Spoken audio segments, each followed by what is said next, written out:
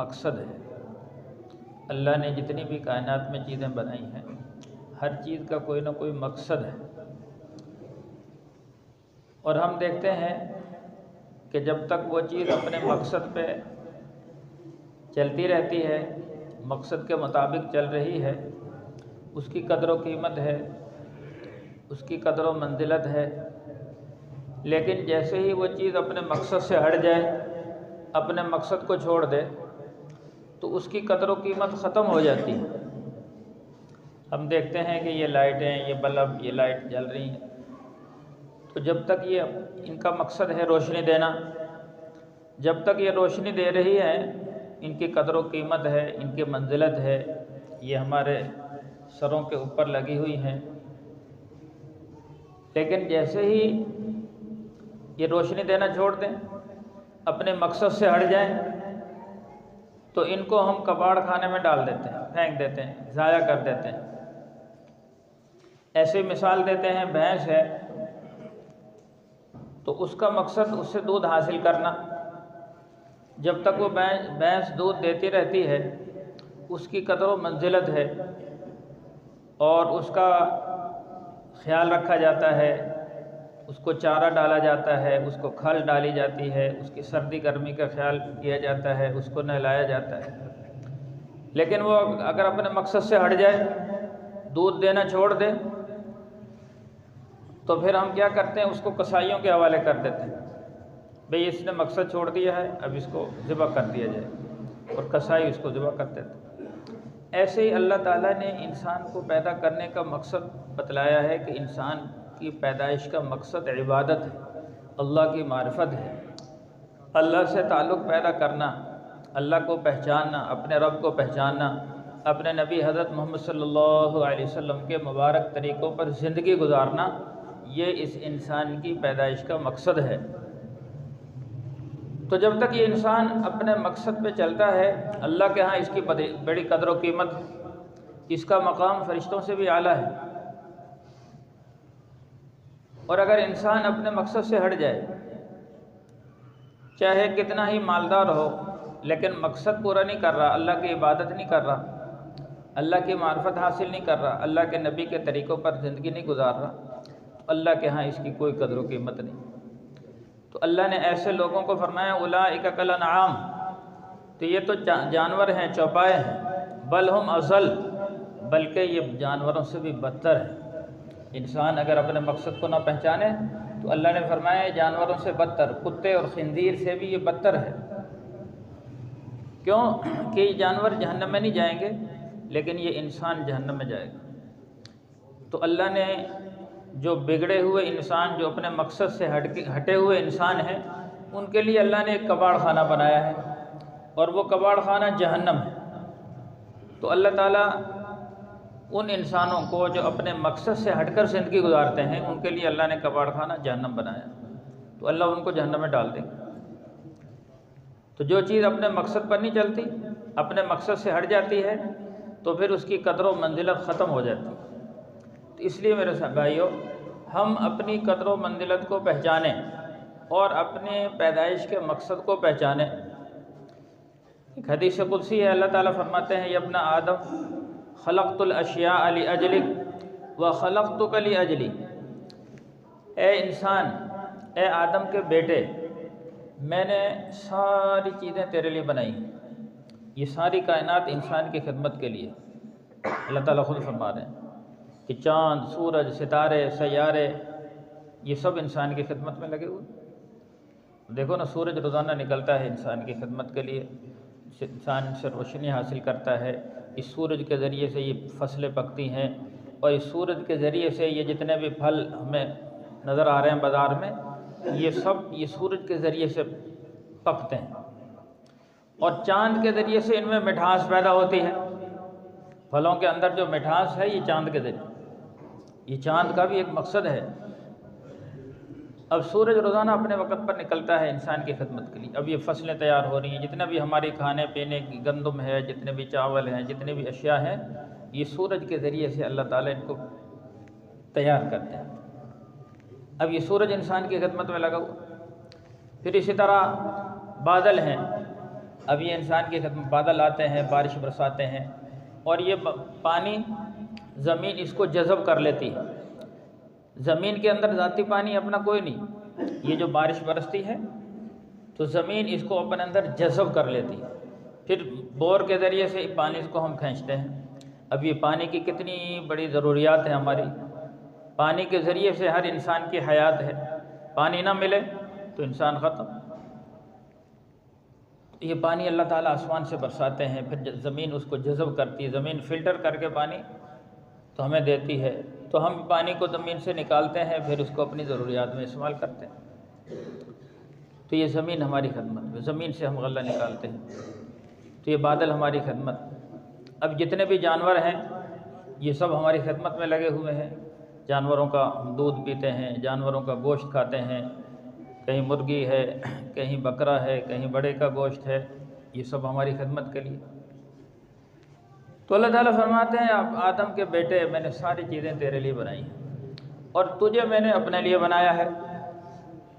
تو اللہ تعالیٰ فرماتے ہیں ان وجدتنی وجدت کل شیء، اے انسان اگر تو نے مجھے پا لیا، یعنی عبادت کے ذریعے سے اللہ کی معرفت حاصل کر لی، اللہ کو حاصل کر لیا، تو اللہ تعالیٰ فرماتے ہیں سمجھو وجدت کل شیء، ہر چیز تجھے مل جائے گی۔ دنیا میں بھی اللہ تعالیٰ ہر چیز کو انسان کے تابع کر دیتے ہیں۔ اب دیکھو نا صحابہ اکرام رضوان اللہ علیہم اجمعین جو تھے، انہوں نے اللہ کو راضی کر لیا تو کائنات کی ہر چیز اللہ نے ان کے لیے مسخر کر دی۔ حضرت عمر رضی اللہ تعالیٰ عنہ ہواؤں کو حکم دے رہے ہیں، ہوا ان کی بات مان رہی ہے۔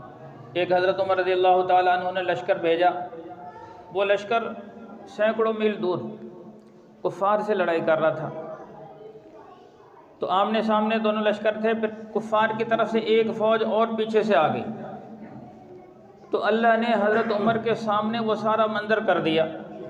وہ جمعے کا خطبہ دے رہے ہیں اور سارا جنگ کا منظر ان کے سامنے۔ آج کہیں کا کوئی نقشہ لانا ہو تو کتنے اس کیمرے فٹ کیے جاتے ہیں اور کیا کچھ نظام بنایا جاتا ہے، پھر کہیں جا کے وہاں کے مناظر۔ اللہ نے اس زمانے میں جب کوئی ٹیکنالوجی نہیں تھی، اس زمانے میں اللہ تعالیٰ نے سینکڑوں میل دور کا منظر حضرت عمر کے سامنے کر دی، جیسے اسکرین چل رہی۔ اور پھر حضرت عمر رضی اللہ عنہ جو مسلمانوں کے لشکر کا امیر تھا، ساریہ نام تھا، تو اس کو ہدایت دے رہے ہیں یا ساریہ الجبل، اے ساریہ پہاڑ کے پیچھے دیکھو، پہاڑ کے پیچھے، یعنی ایک پہاڑ کے پیچھے لشکر آ رہا تھا۔ تو حضرت ساریہ رضی اللہ عنہ فوراً سنبھل گئے اور پہاڑ کو اپنے پیٹھ میں لے کر اس لشکر سے چوکنا ہو گئے۔ اب سینکڑوں میل آج مواصلات کے ذریعے سے بات پہنچائی جاتی ہے، ٹیلی فون کے ذریعے سے، موبائل کے ذریعے سے، لیکن اس زمانے میں اللہ نے ہواؤں کو مسخر کر دیا۔ تو ہوا نے حضرت عمر کی آواز کو وہاں تک پہنچایا اور حضرت ساریہ نے وہ آواز سنی اور پھر حضرت عمر کی ہدایت پر عمل کیا، اللہ نے فتح عطا فرما دی۔ تو جب انسان اللہ کا بن جاتا ہے تو اللہ ہر چیز کو ان کے لیے تابع کر دیتے ہیں۔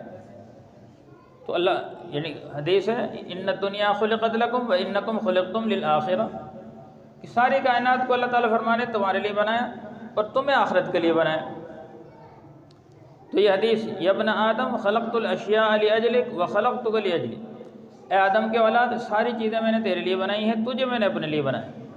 ان وجدتنی وجدت کل شیء، اے انسان اگر تو نے مجھے پا لیا تو سمجھو ہر چیز تیرے تابع، اور یہ اللہ نے کر کے دکھایا۔ اب حضرت عمر رضی اللہ عنہ کے زمانے میں ایک دفعہ زلزلہ آیا تو زمین ہل رہی،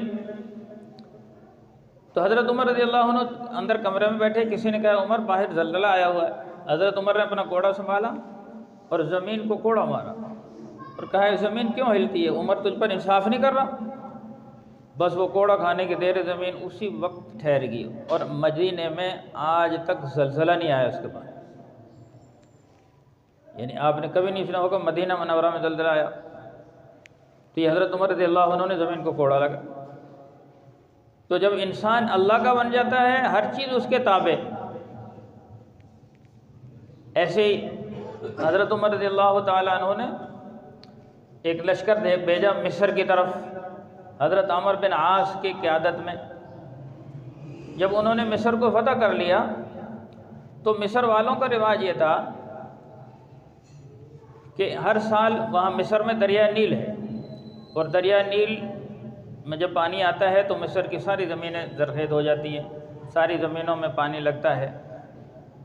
تو اس زمانے میں ایسا تھا کہ وہ گرمیوں میں پانی آتا تھا، سردیوں میں خشک ہو جاتا تھا۔ پھر اب جب پانی دوبارہ لانے کے لیے اس میں مصر کی جو سب سے خوبصورت حسین و جمیل لڑکی ہوتی تھی اس کو دریا میں ڈالتے تھے، اس کو وہ دریا میں غرق ہو جاتی، تو اس کے بعد پانی آتا۔ اب جیسا چونکہ حدیث میں نا اللہ تعالیٰ فرماتے ہیں انا عند ظن عبدی بی، جیسے بندے میرے بارے میں گمان کرتے ہیں ویسے ہی میں فیصلہ کرتا ہوں، کیونکہ ان کا ایک غلط عقیدہ، کفری عقیدہ تھا، غلط عقیدہ تھا کہ بھئی لڑکی ڈالیں گے، لڑکی کو اس پانی کے بھینٹ چڑھائیں گے تو پھر پانی آئے گا، تو چونکہ ان کا غلط عقیدہ تو اس کے مطابق فیصلے ہو رہے تھے۔ جب مسلمانوں نے وہ علاقہ فتح کر لیا تو حضرت عمرو بن عاص رضی اللہ عنہ کے سامنے یہ بات رکھی گئی کہ بھئی ہمارا یہ طریقہ کار ہے کہ جب اس میں لڑکی ڈالتے ہیں تو پھر پانی آتا ہے۔ تو حضرت عمرو بن عاص رضی اللہ عنہ نے فرمایا کہ بھئی اسلام تو اس کی اجازت نہیں دیتا، ایک معصوم بچی کو جس نے کوئی گناہ نہیں کیا، کسی جرم نہیں کیا، اس کو بغیر کسی جرم کے پانی میں ڈال دیا جائے، غرق کر دیا جائے، اسلام اس کی اجازت نہیں دیتا۔ انہوں نے کہا پھر پانی نہیں آئے گا، تو ایسے ہی ہوا، پانی نہیں آیا، کئی مہینے گزر کے پانی نہیں آ رہا۔ تو پھر حضرت عمرو بن عاص رضی اللہ عنہ نے مدینہ منورہ میں حضرت عمر بن خطاب کو خط لکھا کہ اے عمر،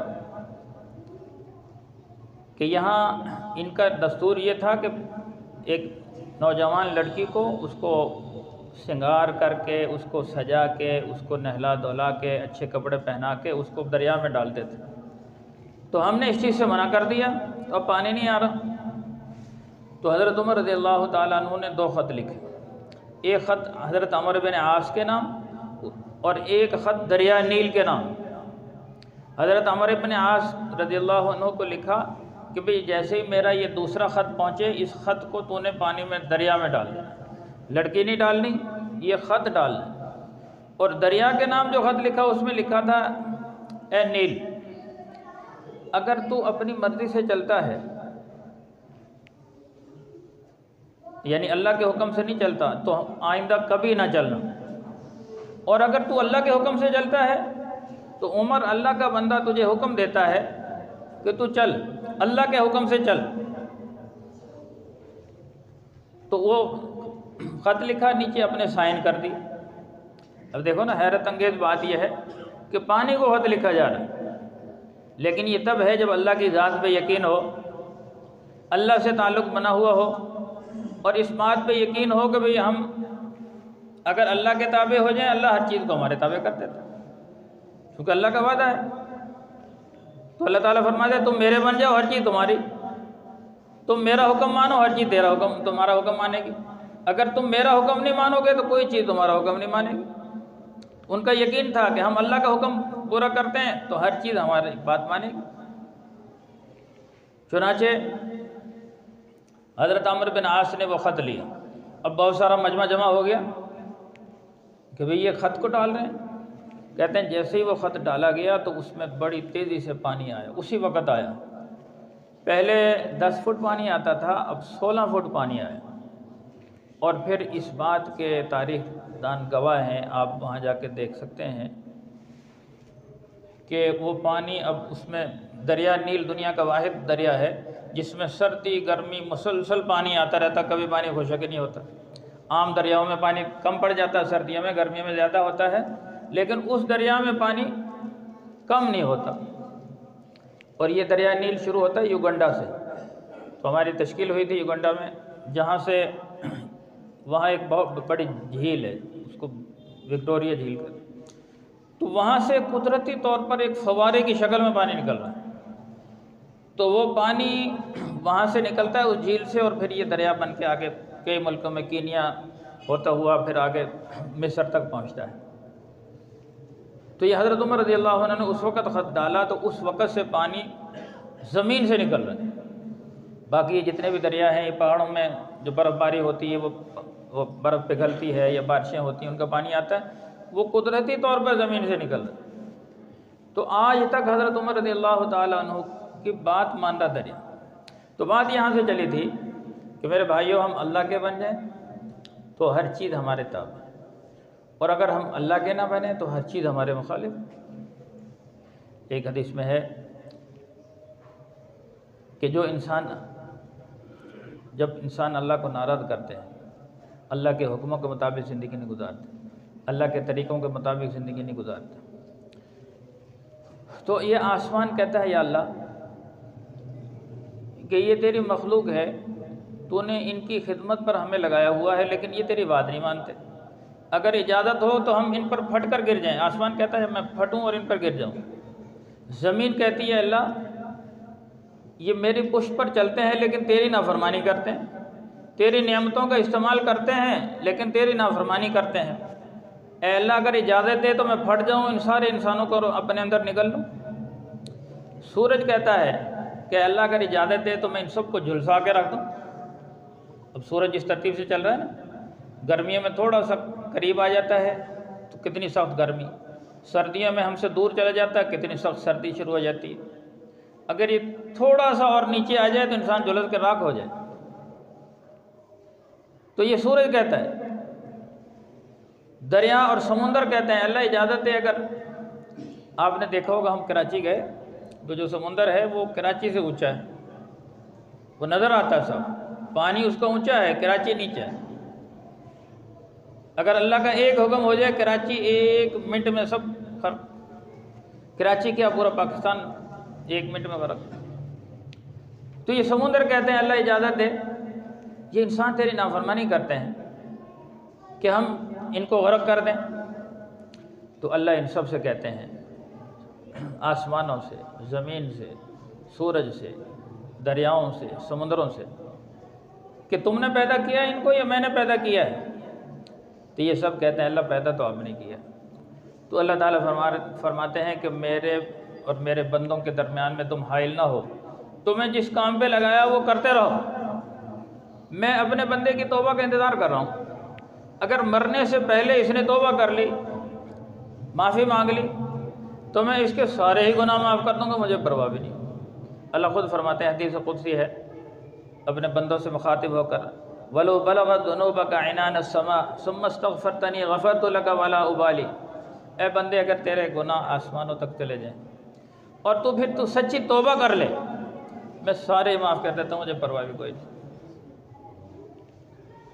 تو اس لیے بندہ ہر وقت توبہ کرتا رہے، اللہ سے معافی مانگتا رہے، اللہ کو توبہ کرنا بہت پسند ہے۔